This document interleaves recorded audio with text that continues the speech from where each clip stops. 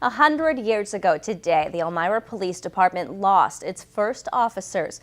To remember the fallen officers, the Chemung County History Museum opened an exhibit showcasing evidence and artifacts from the deadly incident. WENY's Logan Wilson has more on how the community is remembering the officers. Logan? Renata, 100 years ago today, Elmira Police Chief John Fennell and Detective Charles Gradwell were shot to death while trying to arrest Edward Westerville and John Penny. The Elmira Police Department has lent the museum evidence from the scene for an exhibit to remember two of Elmira's finest. Well, the Elmira Police Department has been amazing. They had a lot of artifacts related to this case, and they were willing to loan them to us.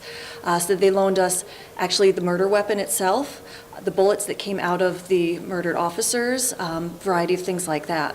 On March 23, 1915, Elmira Police Chief John Fennell and Detective Charles Gradwell were shot to death while investigating a series of home burglaries. The officers' investigation led them to a home on Baldwin Street, where suspects Edward Westerville and John Penny shot them to death while trying to flee. This one we had a lot of information about since it was such a sensational crime.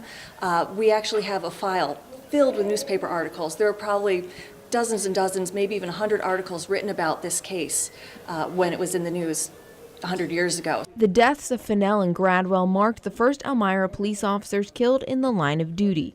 Their death strongly impacted the community. About 2,000 people attended Gradwell's funeral. Yeah, it was just one of those events that really brought the whole city together at the time, too. They had search parties. Everyone who was able were part of the search to find who had committed the murder.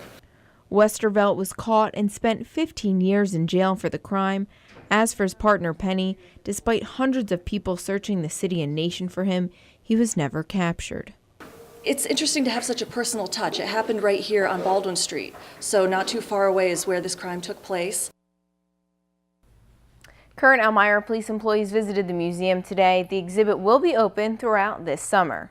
In the studio, Logan Wilson, WENY News.